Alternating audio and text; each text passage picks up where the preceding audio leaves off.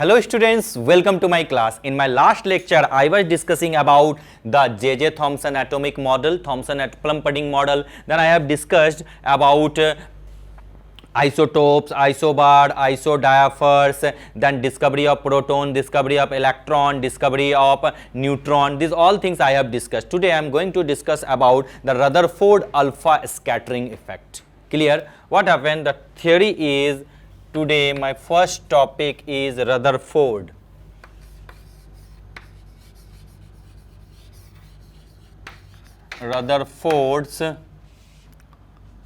alpha scattering. Rutherford alpha scattering effect, यही तो चीज हमें देखनी है. क्या होता है रदरफोर्ड अल्फा स्कैटरिंग इफेक्ट, ये हमें चीज समझनी है. रदरफोर्ड ने क्या किया? रदरफोर्ड ने एक रेडियो एक्टिव मटेरियल लिया. समझना मेरी बात को, क्या मैं बता रहा हूं. रेडियो एक्टिव मटेरियल ले लिया. अच्छा, जनरली रेडियो एक्टिव मटेरियल उसने पोलोनियम लिया और यू कैन से या तो रेडियम ले लिया. अच्छा, रेडियो एक्टिव मटेरियल क्यों लिया? क्योंकि रेडियो एक्टिव मटेरियल जो ये सब नेचुरल रेडियो एक्टिव मटेरियल्स हैं, तो इनमें generally alpha particle, alpha beta and gamma particles जो होती हैं, अल्फा बीटा जो गामा रेडिएशंस होते हैं, जो वो होते हैं, उनको लिबरेट करने की टेंडेंसी होती है, वो रिलीज कर देते हैं. Alpha beta and gamma particles, gamma radiations जिसको कहते हैं. तो अब क्या किया उसने? रेडियो एक्टिव एलिमेंट मटेरियल इसलिए लिया क्योंकि उसे अल्फा पार्टिकल्स चाहिए थे. क्या चाहिए था? Alpha particles. क्लियर? अब देखो अल्फा पार्टिकल्स होते क्या हैं? हीलियम प्लस प्लस आयन, इस तरीके से अल्फा पार्टिकल, यानी हीलियम में +2 चार्ज है, that is the alpha particle. Symbolic representation. Clear to you? तो मैं स्टार्ट करता हूं. उसने अल्फा पार्टिकल ले लिया. अब एक्सपेरिमेंट उसका स्टार्ट हुआ है, अभी हड़बड़ी की कोई बात नहीं है, बिल्कुल बहुत अच्छी बात है. थोड़ा और नीचे कर दूं मैं, है ना? वेट फॉर अ मोमेंट, थोड़ा समझो.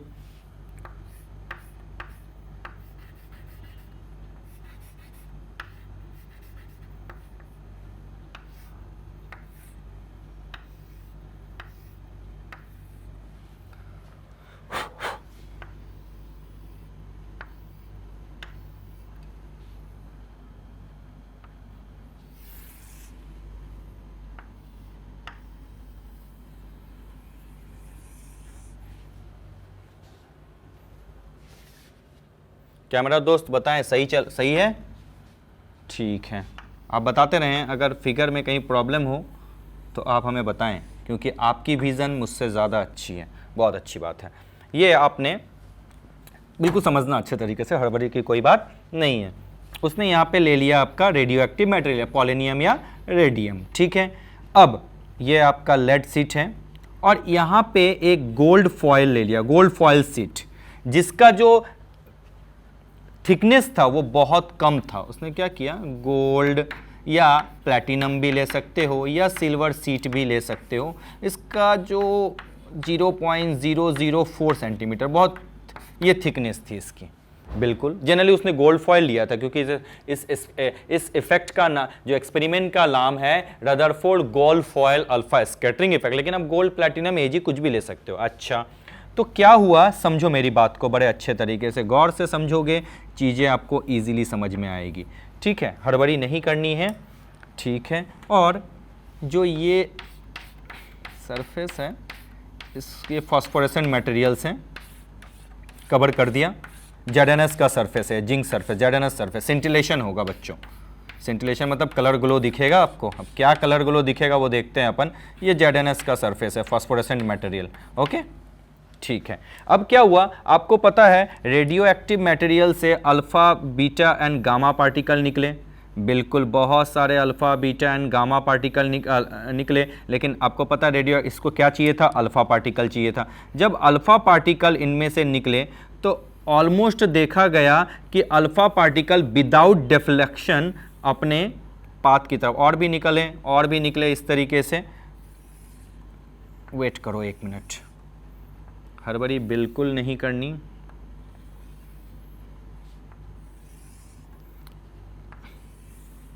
क्लियर। इस तरीके से अल्फा पार्टिकल निकले और गोल्ड फॉयल को पास करते हुए इस जगह पे ये सिंटिलेशन यानी कलर ग्लो ऑब्जर्व हुआ। कलर ग्लो से पता चल गया कि इस जगह पे अटैक किया और मैक्सिमम जो पार्टिकल्स हैं, जो मैक्सिमम अल्फा रेडिएशन निकले वो इस जगह पे ही अटैक किया। यानी जो अल्फा पार्टिकल्स जो निकल रही है इस रेडियो एक्टिव मटेरियल से, वो विदाउट डिफ्लेक्शन, जो वो क्या है, वो विदाउट डिफ्लेक्शन अपने पाथ को आगे बढ़ जा रही है। कुछ एक पार्टिकल्स में ही डिफ्लेक्शन नोटिस हो रहा है और बहुत रेयर से रेयर पार्टिकल हैं जिसका डिफ्लेक्शन अबव 90 डिग्री एंगल हो रहा है। समझो मेरी बात, अबव 90 डिग्री हो रहा है। और भी बहुत कम पार्टिकल हैं जो अपना पाथ रिट्रेस कर रहे हैं। मींस एक बार यहां गए फिर उल्टे पाव रिटर्न आ गए। क्या बोला मैंने? मैक्सिमम पार्टिकल अपने पाथ को विदाउट चेंज आगे बढ़ते जा रहे हैं। यानी जितना मोस्ट ऑफ अटैक इस जगह पे जो है कलर ग्लो दिख रहा है। ZNS सरफेस क्या करती है? कलर ग्लो बताती है, क्योंकि ये तो इनविजिबल रेज है। यानी कह रहा है कि ये जो अल्फा पार्टिकल है विदाउट डिफ्लेक्शन आगे जा रही है, कुछ एक में डिफ्लेक्शन होता है। कहने का मतलब ये क्या किया? आपको पता गोल्ड फॉयल है भैया, गोल्ड फॉयल है तो गोल्ड भी तो क्या है? एटम ही तो है। बिल्कुल, कहने का मतलब ये बिल्कुल छोटे सुंदर लफ्जों में कह रहा है कि अगर ये एटम है, ऐसे गोल्ड में बहुत सारे एटम्स हैं, बिल्कुल है जी। मैं मान लिया भैया इस तरीके से एटम्स हैं, सबके साइज ऑलमोस्ट इक्वल हैं, ठीक है। समझना, बिल्कुल कोई भी ऐसा स्पेशल मैं आपको नहीं बता रहा हूं जो कि आपको समझ में ना आए, ठीक है। तो वो कह रहा है कि भाई जितने भी रेज हैं ये गोल्ड फॉयल जो बता हुआ है गोल्ड एटम से बने पड़े हैं और वो विदाउट डिफ्लेक्शन अपने रास्ते को पार करते हुए जा रहे हैं।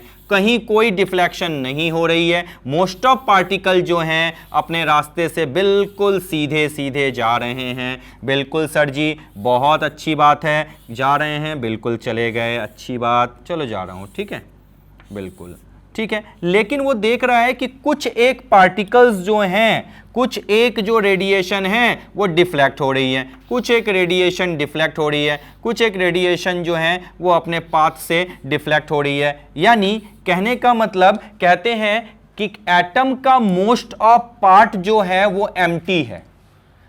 इससे क्या पता चला कि भैया इसलिए डिफ्लेक्शन नहीं है क्योंकि कोई ऑब्स्टेकल नहीं है। कोई भी चीज कब रिटर्न होती है? अगर कोई भी रेस कब रिटर्न होगी? जब कहीं उसको ऑब्स्टेकल मिलेगा। अब बिना डिफ्लेक्शन के रेज आगे बढ़ती जा रही है भैया। क्यों बढ़ती जा रही है? यानी क्या है, पूरा का पूरा पार्ट खाली है, लेकिन कुछ एक का जो है वो डिफ्लेक्शन हो रहा है और बहुत कम पार्टिकल ऐसे हैं जो अपने पाथ को रिट्रेस करते हैं। यानी कहने का क्या मतलब है, एटम के अंदर कोई एक छोटी सी जगह तो है जो इस अल्फा पार्टिकल्स को, अल्फा रेडिएशन को आगे बढ़ने नहीं देती, और इस छोटी सी जगह को उसने कहा था कि भैया यही है एटम का एक न्यूक्लियस, यानी एटम की जान यहीं बसी है। आ गया समझ में? तो क्या कहा रदरफोर्ड अल्फा स्कैटरिंग ने कि most of the part of the atoms are empty, यानी एटम का जो मोस्ट ऑफ पार्ट है वो एम्प्टी है। बिकॉज मोस्ट ऑफ पार्टिकल जो है, जो रेडिएशन है वो विदाउट डिफ्लेक्शन आगे बढ़ती है। ओनली 1 आउट ऑफ 20,000 रेडिएशन, जो अल्फा पार्टिकल का जो अल्फा रेडिएशन निकल रही है उसमें से सिर्फ ओनली 1 अपने पाथ से डिफ्लेक्ट कर रही है। यानी मोस्ट ऑफ द पार्ट खाली है और एक ओनली 1 कर रही है। यानी किसी भी एटम के अंदर एक छोटी सी जगह है जहां पे ऑब्स्टेकल है। ऑब्स्टेकल मतलब क्या? यहां पे मास है, मास होगा तभी तो रुकेगा, और इस ऑब्स्टेकल को उसने नाम दिया था न्यूक्लियस। क्या नाम दिया था? यानी रदरफोर्ड जो अल्फा स्कैटरिंग इफेक्ट था, एक्चुअली जो उसका मेन टारगेट था वो बच्चा क्या मिल गया? Discovery of nucleus. यही सबसे बड़ी चीज थी, डिस्कवरी ऑफ न्यूक्लियस। ये सबसे बड़ी चीज थी, इसी की डिस्कवरी सबसे इंपॉर्टेंट थी। क्या कोई प्रॉब्लम वाली बात है? अच्छा, अब आपको पता है बहुत कम पार्टिकल का जो एंगल स्कैटरिंग होता है, यानी एवं 90 डिग्री बहुत कम पार्टिकल का होता है, यानी नंबर ऑफ अल्फा पार्टिकल जो स्कैटर्ड होते हैं और स्कैटरिंग एंगल क्या होंगे, इनवर्सली प्रोपोर्शनली तो होंगे, क्योंकि बहुत कम हो रहा है, यानी स्कैटरिंग बहुत कम है। तो ये आपका पहला ग्राफ बनेगा, स्कैटरिंग एंगल। स्कैटरिंग एंगल कितने एंगल पे स्कैटर हुई, ये समझ में आया ना। जैसे देखो ये सीधा गया तो इसके एंगल कुछ एंगल हुई। अच्छा, अब सपोज करो एक रेज और निकल गई और इस बार वो सीधा बाउंस बैक हो गई, मतलब जिधर से गई थी उधर से ही रिटर्न आ गई, तो क्या होगा, 180 डिग्री होगा। लेकिन ऐसे तो बहुत कम है, बिल्कुल। तो जो पहला ग्राफ होगा, scattering angle and number of alpha particles scattered, number of alpha particle scattered, यही तो होगा आपका। बिल्कुल बिल्कुल जी सर, यही होने वाला है।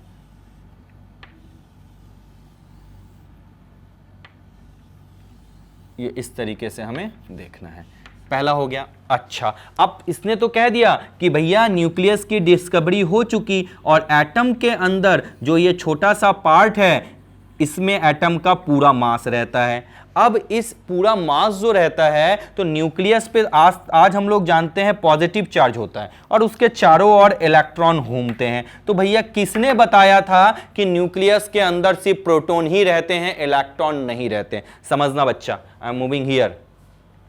ये बना लिया आपने? अच्छा, बना लिया तो बहुत अच्छी बात है। अच्छा देखो, ये एटम है, ठीक है। अब आपको पता है पार्टिकल्स आ रहे हैं, काफी ज्यादा पार्टिकल इस तरीके से पास किए। एक मिनट रुक जाओ, मैं थोड़ा सा कलर चेंज कर दूं जिससे आप इजीली ऑब्जर्व कर सकते हो। बिल्कुल, मैंने ये कलर चेंज कर दिया। इस तरीके से अल्फा पार्टिकल्स निकल गए, इस तरीके से पास हो जा रहे हैं। बिल्कुल, ये भी हो गए, ठीक है, ये भी हो गया, बहुत अच्छी बात है। अच्छा, ये भी हो गया, बहुत अच्छी बात है। और कुछ पार्टिकल क्या देख रहे हो आप, जो है वो अपने पाथ से डिफ्लेक्ट हो रहे हैं, यानी अपना पाथ जो है वो रिट्रेस कर रहे हैं। तो कुछ एक पार्टिकल्स, क्या बोला मैंने, अपना पाथ रिट्रेस भी कर रहे हैं। लेकिन अब माना मैंने यहाँ पे न्यूक्लियस है, लेकिन मैं क्या देखता हूँ कि वो न्यूक्लियस के पास से नहीं, दूर से ही, थोड़ी दूर से ही रिट्रेस हो रहे हैं, यानी इनके बीच में, न्यूक्लियस और इनके बीच में रिपल्सन हो रहा है।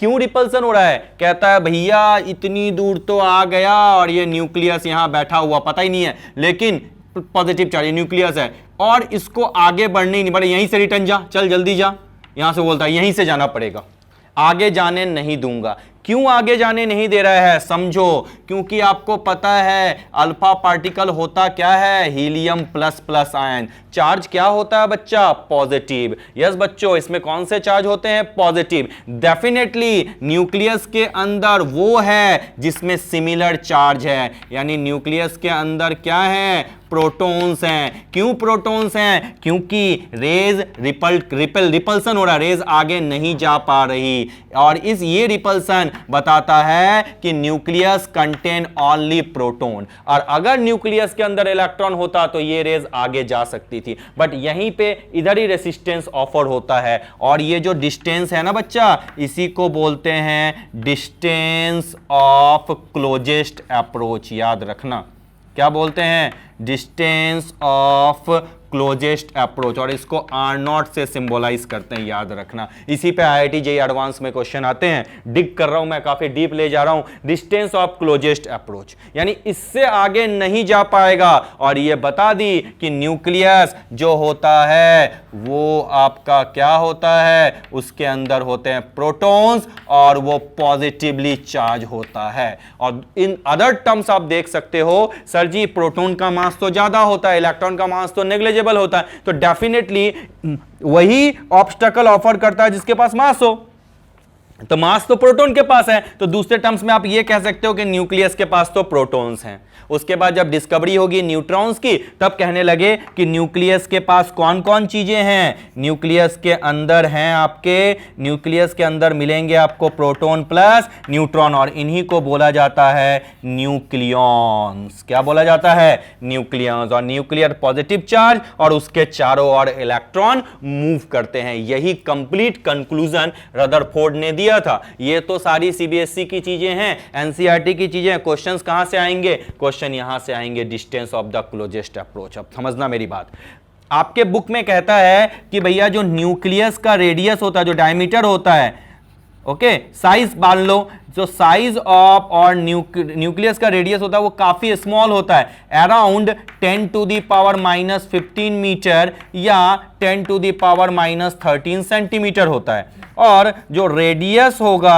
आपका एटम का वो ऑलमोस्ट होता है 10 to the power minus 10 metre और 10 to the power minus 8 centimetre, यही तो होता है, ये कहते हैं। अच्छा, तो भैया ये जो रेडियस ऑफ द न्यूक्लियस है इसको एस्टिमेट कैसे किया, इस चीज को समझो, इसको बहुत अच्छे तरीके से समझ पाओगे आप। क्या ये आपको चीजें समझ में आ गई? इस तरीके से आपका स्कैटरिंग एंगल और ये सारे बीच में होता है, और इसी को हम लोग क्या बोलते हैं? Distance of the closest approach. Clear? अब मैं इस पार्ट को रब करने वाला हूं बच्चों, और आपको बताऊंगा क्यों ऐसा होता है, समझना। मैं इसको रब करता हूं, वेट फॉर अ मोमेंट।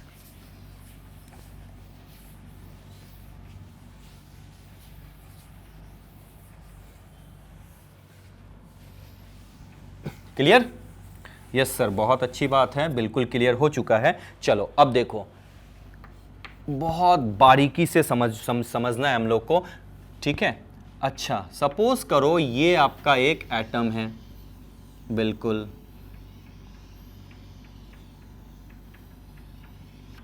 ठीक है, और इसके अंदर ये वाला आपका न्यूक्लियस है। अब हमको पता चल गया कि न्यूक्लियस में कौन सा, न्यूक्लियस में होता क्या है? पॉजिटिव चार्ज होता है, बहुत अच्छी बात है। अब आपको पता है एक अल्फा पार्टिकल आ रही है, बिल्कुल आ गई, इस तरीके से आ जा रही है, बिल्कुल। अब आपको पता है अल्फा पार्टिकल में क्या होता है? हीलियम प्लस प्लस इलेक्ट्रॉन होते हैं, बिल्कुल। अच्छा, जब ये रेज, एक मिनट थोड़ी सी वेट कर लो, जब ये रेज आपके न्यूक्लियस की तरफ आ रही है, एटम की तरफ आ रही है, तो डिफ्लेक्शन इसी डिस्टेंस से हो जाता है, यानी और आगे नहीं जा सकती, और इसी को क्या बोलते हैं? Are naught. आर नॉट मतलब क्या बच्चों? Distance of the closest approach. अब जब ये अल्फा पार्टिकल एंटर करती है, ये जो अल्फा पार्टिकल है, अल्फा रेडिएशन है, जब ये एंटर करती है तो डेफिनेटली है इनके बीच में रिपल्सन होता है। जब एंटर करती है तो इनके पास वेलोसिटी भी होता है एंड काइनेटिक एनर्जी भी होती है। जब वेलोसिटी है तो काइनेटिक एनर्जी काफी वेलोसिटी से मूव कर रही है, लेकिन यहां जाने के बाद बोलता अब जाने नहीं दूंगा, अब तुम कितना जोर लगा दो, यानी मास आ गया, अब नहीं जाए क्योंकि रिपल्सन हो रहा है। यानी जो आपकी काइनेटिक एनर्जी है वो डिक्रीज होने लग गई एट द क्लोजेस्ट अप्रोच आके। अब वो काइनेटिक एनर्जी बदली किसमें? जाने नहीं दे रहा है, तो जब जाने नहीं, रुक गया, रुकने से कौन सी एनर्जी आती है बच्चा? Potential energy. तो इस जगह पे जाके उसकी पूरी काइनेटिक एनर्जी किसमें चेंज हो जानी है? पोटेंशियल एनर्जी में चेंज हो जानी है। क्या कोई प्रॉब्लम वाली बात है? नहीं। अगर वेलोसिटी v है तो आपको पता है, बताओ काइनेटिक एनर्जी क्या होगा? Half mv²। वाह जी सर वाह। अच्छा, आपको पता है ए और ये दो चार्जेस हैं आपके बीच में और इनके बीच में रिपल्सन हो रहा है, तो मैं आपको थोड़ा सा क्लास 12 का फिजिक्स में ले जाता हूं। पोटेंशियल एनर्जी का फॉर्मूला होता है K Q1 Q2 upon R। R मतलब क्या होता है? Distance between the two charges. ये भी तो अल्फा पार्टिकल चार्ज है, हीलियम प्लस प्लस आयन है ना दादा, है या नहीं? जल्दी बताओ। वाह जी वाह, हीलियम प्लस प्लस ही तो आयन है, यानी ये भी पॉजिटिव और ये दादा भी पॉजिटिव हैं। जब दोनों पॉजिटिव हैं तो रिपल्सन हुआ। पोटेंशियल एनर्जी का फॉर्मूला याद रखना, K Q1 Q2 upon R। अब R यहां पे क्या है? R0 है, तो क्या मैं लगा सकता हूं क्या? यस सर, लगा दीजिए। और Q1 और Q2 क्या है बच्चा? Q1 और Q2 चार्ज है। चलो इसके लिए चार्ज क्या होगा भैया? दो चार्ज हैं, दो प्लस हैं, यानी प्लस और माइनस दोनों क्या होते हैं? इक्वल होते हैं। तो क्या मैग्नीट्यूड इसका मैं 2e ले सकता हूं क्या? बिल्कुल सर, क्यों नहीं लोगे? दो प्रोटॉन और दो इलेक्ट्रॉन पे चार्ज क्या होगा? सेम ही तो होगा। अच्छा, अब आपको पता है ये आपका कोई भी एटम है, अब हाइड्रोजन होगा तो Z की वैल्यू क्या होगी? 1, तो भैया इसमें एक प्रोटॉन हो गए। लेकिन अगर हीलियम होता तो Z की वैल्यू क्या होती? 2, तो इसमें दो प्रोटॉन होते। और अगर लिथियम होता तो Z की वैल्यू क्या होती? 3, तो कितने प्रोटॉन होते? 3 प्रोटॉन होते। यानी इसमें टोटल प्रोटॉन कितने होंगे? Z × E लिख सकता हूं, चाहे तुम किसी के लिए भी कर लो, ये सही हो जाएगा। Am I right? जेड तो बदलेगा, और प्रोटॉन के जगह इलेक्ट्रॉन क्यों लिखा? क्योंकि पॉजिटिव और नेगेटिव चार्ज का मैग्नीट्यूड क्या होता है? सेम ही तो होता है। बिल्कुल सर। क्या Q1 और Q2 आपको मिल गया क्या? यस सर, Q1 और Q2 हमें मिल गया। तो क्या मैं इस वैल्यू को यहां पुट करूं? अब आपको पता है कि ये पूरी काइनेटिक एनर्जी किसमें चेंज होने वाली है? पोटेंशियल एनर्जी में। तो एक्सप्रेशन क्या हो जाएगा? Half mv² is equal to k Q1 Q2 upon R0। क्या कोई प्रॉब्लम वाली बात है? देख लो अच्छे तरीके से। अच्छा एक चीज, और ये जो k होता है ना, इसकी वैल्यू होती है 1/4 पाई एप्सिलॉन नॉट। फिजिक्स में कूलम्स लॉ जब आप पढ़ोगे तब ये चीजें आपको समझ में आएगी। और इसकी वैल्यू होती है 9 × 10⁹, पूरे 1/4 पाई एप्सिलॉन। इसको बोलते हैं epsilon naught. Clear? Permittivity in space, free space. चलो, और Q1 के जगह मैं पुट कर दूं half mv² is equal to k 1/4 pi epsilon naught. Q1 के जगह मैंने पुट किया 2e, और Q2 के जगह मैंने पुट किया ZE अपॉन R0। क्या कहीं कोई प्रॉब्लम वाली बात है? नहीं। चलो अब मैं थोड़ा इधर आ जाता हूं, ज़्यादा नहीं मूव करना है ताकि मैं एक्सप्रेशन को देख सकूं, क्योंकि इसी से लिंक है। चलो R0 को मैं यहां ले जाऊं।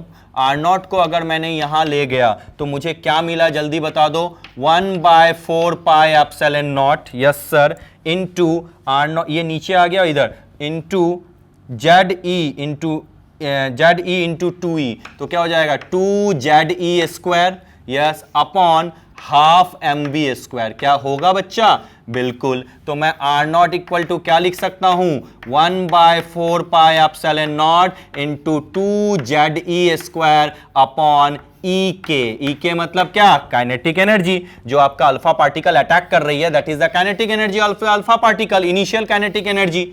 यही एक्सप्रेशन होता है R0 का।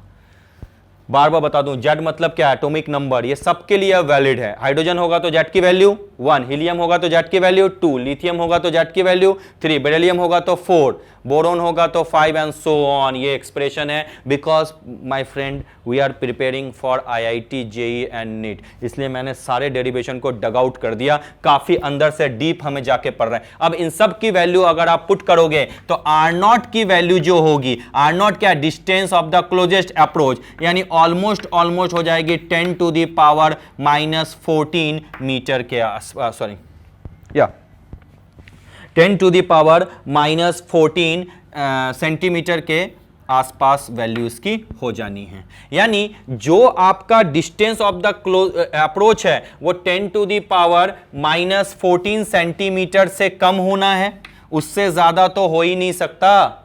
हो सकता है क्या? क्योंकि ये distance of the closest approach, यानी कहीं ना कहीं न्यूक्लियस का जो साइज है, वो न्यूक्लियस का साइज जो होगा वो हमेशा, दैट मीन टू से we can say that the size of the nucleus, जो न्यूक्लियस का साइज है, size of the nucleus is lower than the value of 10⁻⁻14 metre. जो 10⁻⁻14 मीटर से क्या हो जाएगा? ऑलमोस्ट कम हो जाएगा। इसीलिए जो जनरली वैल्यू आती है, जो डिस्टेंस ऑफ द न्यूक्लियस होता है, और आप ये कह सकते हो डिस्टेंस तो हो चुका, जो रेडियस ऑफ द न्यूक्लियस होता है वो ऑलमोस्ट कितने वैल्यू के बराबर होती है? 1.33 × 10⁻⁻15 मीटर, और 1.33 × 10⁻⁻13 सेंटीमीटर। बच्चा क्या कोई प्रॉब्लम वाली बात है? क्या बोला मैंने? रेडियस ऑफ द न्यूक्लियस क्या होगा? 1.33 × 10⁻⁻15 मीटर, क्योंकि ये distance of the closest approach है और इससे ज्यादा आपकी वैल्यू हो ही नहीं सकती, क्योंकि न्यूक्लियस का साइज इससे छोटा ही होगा। तो न्यूक्लियस का साइज जब देखा गया तो क्या आ गया? 1.33 × 10⁻⁻15 मीटर। इसको हम लिख सकते हैं 1.4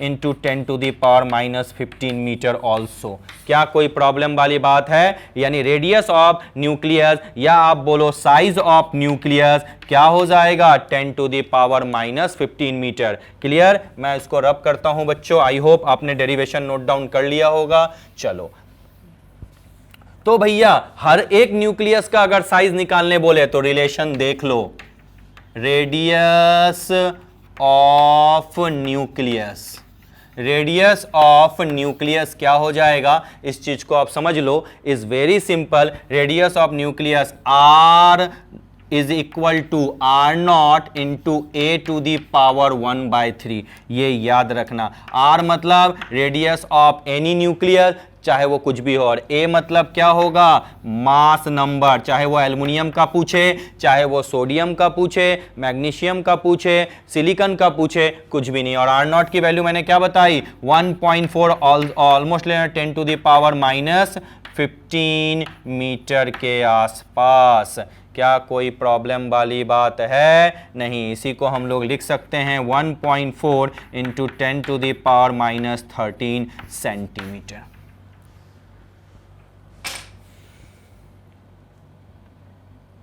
क्या कोई प्रॉब्लम वाली बात है? नहीं, मैं भी थक गया बच्चों, थोड़ा सा देखो, कोई प्रॉब्लम नहीं।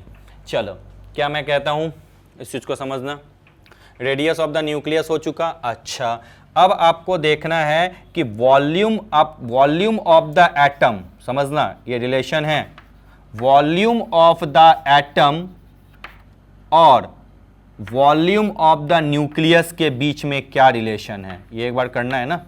Volume of the atom and volume of the nucleus के बीच में क्या रिलेशन है। चलो, बहुत अच्छी बात है। न्यूक्लियस भी कैसा दिखता है, स्फेरिकल, और एटम भी कैसा दिखता है, स्फेरिकल दिखता है। तो मुझे इनके बीच में रिलेशन बताना है। मैं थोड़ा इधर आ जाता हूं बच्चों।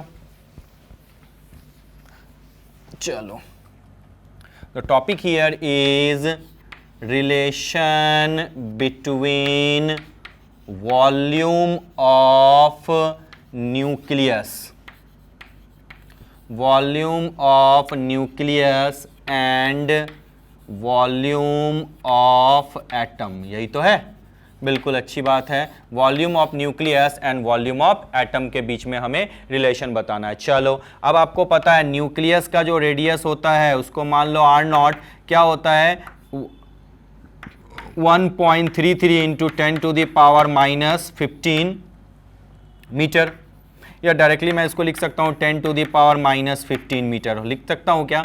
और रेडियस ऑफ द एटम क्या है, 10 टू द पावर -10 मीटर। क्या कोई प्रॉब्लम वाली बात है? नहीं है। चलो, बहुत अच्छी बात है। अब आपको पता दोनों स्फेरिकल हैं, तो volume of the nucleus V naught is equal to, मैं लिख सकता हूँ 4/3 पाई R नॉट का क्यूब, बिल्कुल लिख सकता हूं। अच्छा, volume of the atom V1 क्या लिख सकता हूं, 4/3 पाई R का क्यूब लिख सकता हूं क्या मैं। चलो, अब मैंने दोनों को डिवाइड कर देना, V नॉट अपॉन V1 क्या आ जाएगा, 4/3 पाई R नॉट का cube divided by 4/3 pi R1, R मान लो इसको R का क्यूब। क्या कोई प्रॉब्लम वाली बात है? ये और ये कैंसिल। अब आपको पता है V naught upon V1 is equal to R naught upon R का होल क्यूब लिख सकता हूं क्या? बिल्कुल लिख सकते हो। R नॉट क्या है जल्दी बता दो, 10 टू दी पावर कितना है, -15,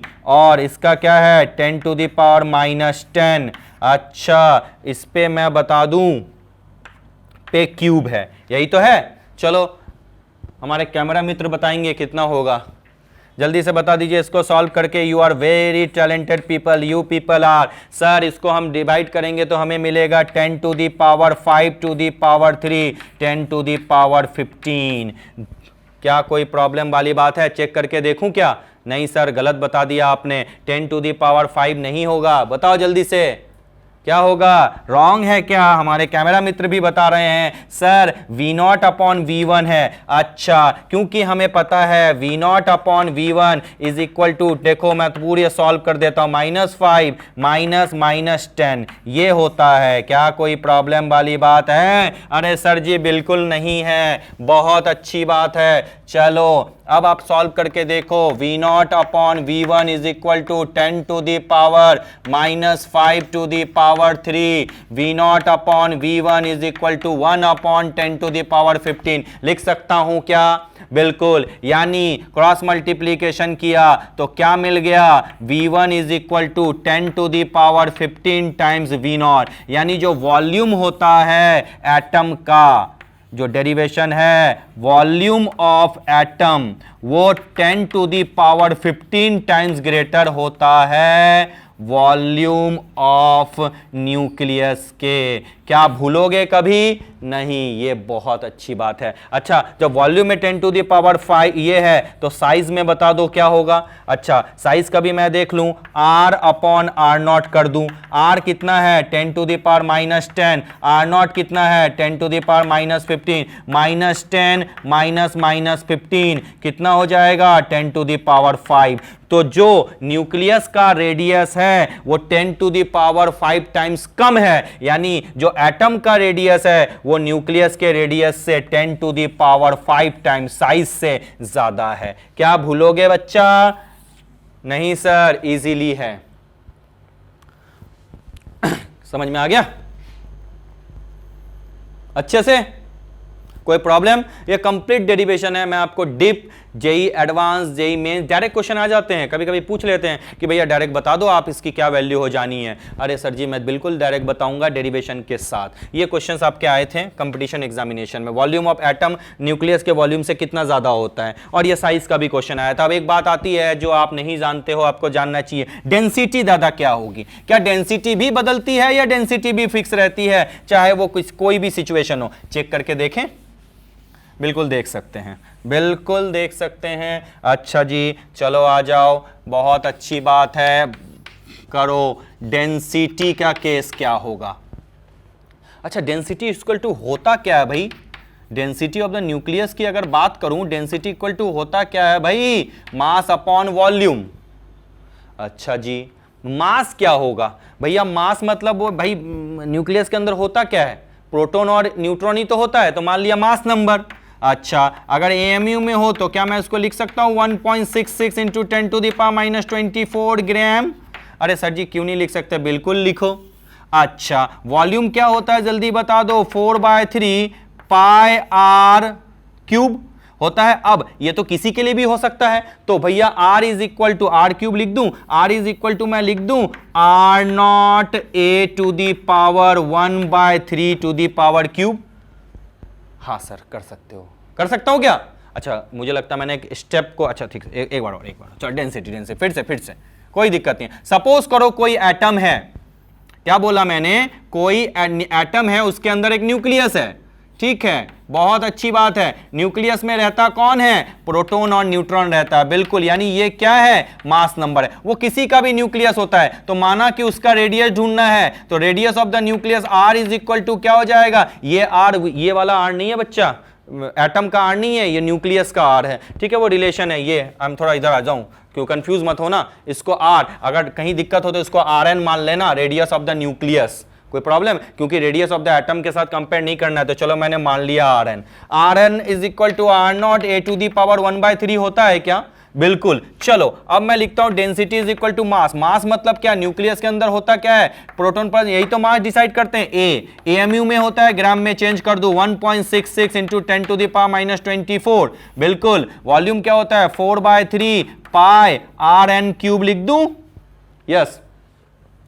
density is equal to A into 1.66 10 to the power -24 upon 4/3 pi. Rn के जगह क्या लिखूंगा जल्दी बता दो बच्चा? R0 A to the power 1/3 पे पावर 3। क्या मैं लिख सकता हूं? क्या मैं लिख सकता हूं? बिल्कुल सर आप लिख सकते हो। अच्छा, मैं बताने क्या वाला हूं उसकी बात समझो। A into 1.66 10 to the power -24 divided by 4/3 pi R0 पे पावर 3 इंटू A पे पावर 1/3 इंटू 3, क्या हो जाएगा? चलिए ये 3 और ये 3 कैंसिल, तो आपका बचा कौन? ए, और ये बचा कौन? ए। अरे भैया ए और ए कैंसिल, तो वैल्यू क्या आ जाएगी? ये 3 ऊपर चला गया, 3 into 1.66 into 10 to the power minus 24 divided by 4 pi R naught. R naught की वैल्यू क्या? आर नॉट की वैल्यू हो जाती है, जल्दी बता दो, 1.33 into 10 to the power minus 15। क्या होती है? क्या -13 भी ले सकते हो अगर सेंटीमीटर में। ये आपकी डेंसिटी आ गई। अगर मीटर में लोगे तो ग्राम पर मीटर क्यूब, अगर सेंटीमीटर में लोगे तो यहां पे लिख देना 13 और लिख देना ग्राम पर सीसी। सीसी मतलब क्यूबिक सेंटीमीटर। क्या कोई प्रॉब्लम वाली बात है? क्यूब यहां पे लगा देना। क्या कोई दिक्कत वाली बात है? चलो अब मुझे बताओ क्या मिला इससे? अरे सर इतना डेरिवेशन कर दिया तो कोई फायदा तो दिख ही नहीं रहा। फायदा दिखा। कोई भी न्यूक्लियस हो डेंसिटी कांस्टेंट रहती है। देखो यहां पे कोई भी वेरिएबल टर्म नहीं है। मैंने कोई भी एटम का न्यूक्लियस लिया था और मैंने प्रूव करके बता दिया कोई भी एटम का न्यूक्लियस हो डेंसिटी कभी नहीं बदलती। ये क्वेश्चन जेईई एडवांस को टच कर लिया था। ये वाली चीजें हम नहीं देखते। हम तो भैया वॉल्यूम और क्या देखते हैं? साइज देख लेते हैं, भूल जाते हैं। भैया यहां देखो डेंसिटी, चाहे कोई भी न्यूक्लियस हो जाए, डेंसिटी इंडिपेंडेंट होती है किसी कोई भी एटम का न्यूक्लियस हो। क्या आपको समझ में आया ये बात? ये बहुत इंपॉर्टेंट चीज थी जो मैंने आपको समझाया। ये काफी इंपॉर्टेंट है और आपके जीवन में ये काफी ज्यादा मदद करने वाला है।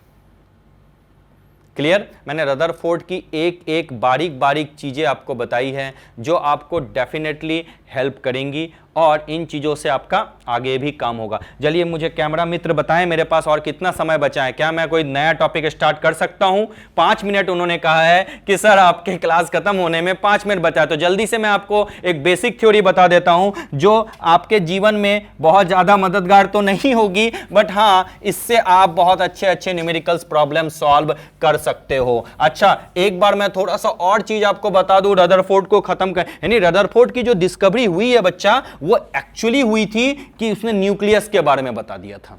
उसने फाइनली क्या कहा कि भैया एटम के अंदर ओवरऑल आउटपुट हमने क्या देखा कि ओवरऑल एटम के अंदर एक छोटा सा पार्ट होता है जिसमें पॉजिटिव होता है, जिसमें पूरा मास होता है और उसके चारों ओर इलेक्ट्रॉन घूमते हैं। ये तो बता दिया उसने। वाह, यानी पूरा जो मास है is supposed to be concentrated at a particular point and this particular point is nucleus. और न्यूक्लियस हमेशा क्या करता है? पॉजिटिव चार्ज कैरी करता है। ये बहुत अच्छी बात है। अच्छा अब भैया इलेक्ट्रॉन तो घूमता है, तो भैया घूमते घूमते जाता कहां है? तुम भी तो कहीं घूमते घूमते रुकोगे, क्योंकि अगर कोई चीज घूम रहा है तो उसकी एनर्जी लूज होगी। अगर मैं ऐसे ऐसे जाऊं, ठीक है, फिर मैं रिटर्न आऊं, ऐसा मैं करता रहूं तो एक बार तो मैं थक जाऊंगा, बिल्कुल थकूंगा sir, definitely will lose energy. तो न्यूक्लियस के चारों ओर अगर इलेक्ट्रॉन घूम रहे हैं तो classical electromagnetic, classical mechanical theory क्या बताती है कि भैया कोई भी चीज अगर घूमेगा, कोई भी पार्टिकल अगर घूमेगी तो उसकी एनर्जी लूज होगी। अच्छा, तो जब उनकी एनर्जी लूज होगी तो एक दिन ऐसा आएगा कि इलेक्ट्रॉन घूमते घूमते न्यूक्लियस के अंदर गिर जाएगा, और जब न्यूक्लियस के अंदर इलेक्ट्रॉन गिर जाएगा तो एटम दैट टाइम क्या होते हैं? अनस्टेबल हो जाते हैं। लेकिन हम तो जानते हैं एटम स्टेबल है, यानी यही रदरफोर्ड का ड्रॉबैक है। इसने ये नहीं बताया था, एग्जैक्ट पोजीशन नहीं बताया था कि एटम के अंदर इलेक्ट्रॉन रहेंगे क्यों। अगर रहेंगे तो उसके घूमने से तो एनर्जी लॉस होती है, तो लॉस होने से वो न्यूक्लियस में क्यों नहीं गिरते? एटम अनस्टेबल क्यों नहीं होता? स्टिल स्टेबल होता है। दूसरा, अगर कोई चीज घूमेगी लगातार तो उससे क्या हो जाएगा? Energy emit. अगर कोई चीज घूमती है उससे एनर्जी निकलती है, एनर्जी लॉस होती है, लॉस होती है मतलब एनर्जी रिलीज हो रही है। Energy emit continuously. एनर्जी क्या होता है? कंटिन्यूअसली एमिट करता। बहुत अच्छी बात है। जब एनर्जी कंटिन्यूअसली एमिट होता है तो भैया जो स्पेक्ट्रम बनने वाला है वो कंटिन्यूअस होगा। लेकिन स्पेक्ट्रम आगे बताऊंगा मैं, वो स्पेक्ट्रम नहीं जो आप बचपन में पढ़े हो, लाइन स्पेक्ट्रम भी होगा, बैंड, बहुत सारी चीजें हैं, कंटिन्यूअस डिसकंटिन्यूअस स्पेक्ट्रम, ठीक है। तो कहता है कि भाई एनर्जी लूज करती है तो एमिट कंटिन्यूअसली होता है, तो स्पेक्ट्रम भी आपका कंटिन्यूअस बनना चाहिए।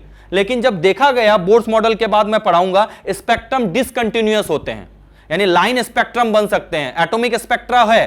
तो भैया ये डिसकंटिन्यूअस इसीलिए है कि एनर्जी कंटिन्यूअसली नहीं रिलीज हो रही, यानी कहीं ना कहीं इलेक्ट्रॉन घूम तो रहा है, कुछ ना कुछ अलग बात हो रही है। यानी ये दोनों यानी स्पेक्ट्रम के बारे में ये कंप्लीट इंफॉर्मेशन दे नहीं पाया। ये जीमेन इफेक्ट और स्टार्क इफेक्ट के बारे में भी जो है बताने, अब पूछूंगा जीमेन और स्टार्क इफेक्ट बताऊंगा मैं आपको। ये जो ड्रॉबैक्स हैं इन चीजों के बारे में ये बता नहीं पाया, और इन्हीं ड्रॉबैक को ओवरकम किया बोर्स ने। बोर्स ने क्या बोला, इलेक्ट्रॉन घूमता है लेकिन फिक्स ऑर्बिट में, और हर ऑर्बिट की एनर्जी क्या होती है, फिक्स होती है। और जब फिक्स होती है तो एनर्जी के घूमने से, इलेक्ट्रॉन के घूमने से कोई एनर्जी लूज नहीं होती। और बोर स्पेक्ट्रम से ही बोर मॉडल से ही हमने स्पेक्ट्रम के बारे में सीखा कि स्पेक्ट्रम दो तरह के होते हैं, कंटिन्यूअस एंड डिसकंटिन्यूअस। तो ये जो था रदरफोर्ड मॉडल का बहुत बड़ा ड्रॉबैक था। क्या कोई प्रॉब्लम वाली बात है? मैंने रदरफोर्ड के बारे में पूरी चीजें आपको अच्छे से बता दी। आई होप आपको ये चीजें समझ में आई होगी। इनकी एक एक रिटन मैं आपको ई बुक में दूंगा, जिससे आप थ्योरी भी पढ़ सकते हैं, और न्यूमेरिकल तो हम क्लास में बहुत ज़्यादा करते हैं, तो कोई प्रॉब्लम नहीं है बच्चों। मैं आपसे एक रिक्वेस्ट करना चाहता हूं, जो थ्योरीज मैं पढ़ाता हूं आप बिल्कुल उसे मन लगा के घर में पढ़ो। अगर आपको कुछ सजेशन देना हो तो डेफिनेटली आप मुझे सजेस्ट करो कि सर ये चीज़ें आपको इंप्रूव करनी है, और हम मिलके, हमारा जो टारगेट है बच्चों वो रिजल्ट गेन करना। आपको अच्छा रिजल्ट हो, आप कंपिटिटिव एग्जामिनेशन पास करो, क्रैक करो, सेलेक्ट हो जाओ, यही मैं चाहता हूं। तो हम लोग मिलके पढ़ेंगे, अच्छे से घर में प्रैक्टिस करो। कोई डाउट हो, कहीं पर भी हो, you can ask me 24/7। Clear? सो जाने का समय आ चुका है। Bye bye, thank you so much.